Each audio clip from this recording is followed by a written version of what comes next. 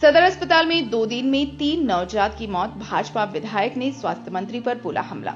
NHM ने कहा जांच जारी। धनबाद सदर अस्पताल में 2 दिनों के भीतर 3 नवजात बच्चों की मौत से स्वास्थ्य व्यवस्था पर गंभीर सवाल खड़े हो गए हैं। अलग अलग क्षेत्रों से प्रसव के लिए लाई गई गर्भवती महिलाओं के नवजातों की मौत ने परिजनों को झकझोर कर रख दिया है।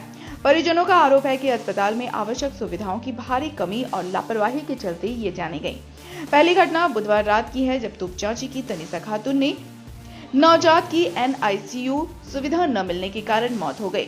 दूसरी घटना गुरुवार दोपहर निरसा से लाई गई गर्भवती महिला की है, जिसका नवजात पहले से गंभीर स्थिति में था और अस्पताल में दम तोड़ दिया। तीसरी घटना गुरुवार सुबह गोविंदपुर से लाई गई समा परवीन के नवजात की मौत की है, जिसे सामुदायिक स्वास्थ्य केंद्र से रेफर किया गया था।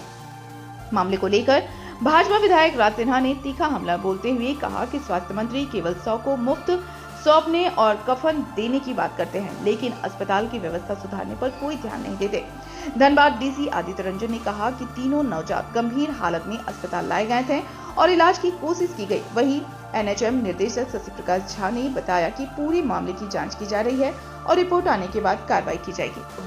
व्यवस्था तो चिंताजनक है और इसलिए हम लोग तो बार बार जो कहते हैं या पूरा विपक्ष इस बात को उठाता है कि सरकार व्यवस्थात्मक कार्रवाई नहीं कर रही है, कैसे व्यवस्था को सुधारें इसके तरफ चिंता नहीं सरकार की। केवल लंबा लंबा भाषण स्वास्थ्य मंत्री का होता है, मृत्यु के बाद कफन मिलेगा मुफ्त में या डेड बॉडी को आप छुड़ा लीजिए, ये सब की चिंता जरूर है, लेकिन कैसे व्यवस्था करें आप बताइए। इससे बड़ा दुर्भाग्यपूर्ण और क्या हो गया कि 3 बच्चे जो हैं वो अस्पताल में व्यवस्था के नहीं रहने के चलते उनकी मृत्यु हो जाती है।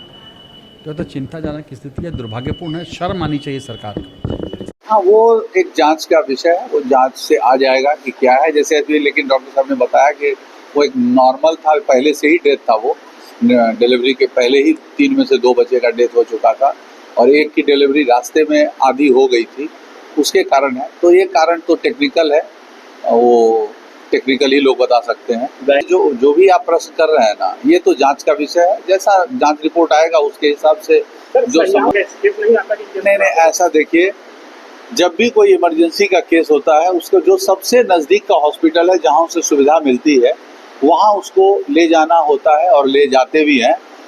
इनका एक पॉजिटिव चीज़ ये है कि जो इंस्टीट्यूशनल डिलीवरी है सामान्यतया वो जो ब्लॉक में हो सकता है वो जिला नहीं आए, जो जिला में हो सकता है वो पीएमसीएच ना जाए। तो जैसे जैसे अपर जगह है, अदरवाइज वहाँ भीड़ भी तो अधिक होगी। आप सोचिए ब्लॉक के अगर सारे पेशेंट जिला ही आने लगे तो अननेसेसरी लोड बढ़ेगा।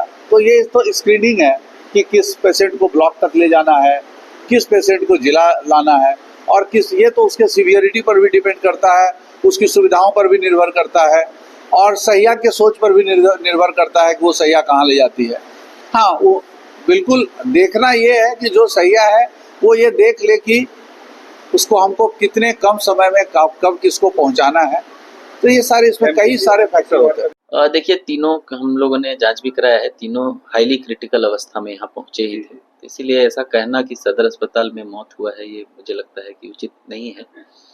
ऑलरेडी क्रिटिकल केस ही रेफर होके आया था, एक बच्चा शायद आधा निकला था, एक बच्चा ऑलरेडी अंडरवेट था। तो देखिए, सदर अस्पताल में किसी का डेथ होना ये कोई बड़ी बात नहीं है, क्योंकि वहाँ जनरली क्रिटिकल केस ही आते हैं।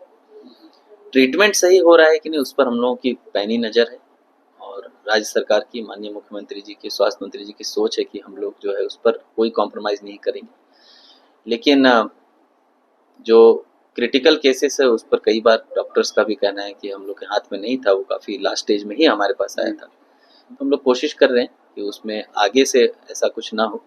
और जो देखिए, उसमें मोस्टली ट्रीटमेंट से ज़्यादा इम्पोर्टेंट है टाइमली पेशेंट का पहुँचना। वो तंत्र हम लोग मजबूत करने की कोशिश करेंगे कि रेफर होने की जो चांसेस हैं सीएचसी से, पीएचसी से और अस्पताल सदर में आने का, वो टाइम घटे और सही समय पे हम लोग जो है इंटरवेंशन कर पाएं, उस पर हम लोग फोकस जरूर करें।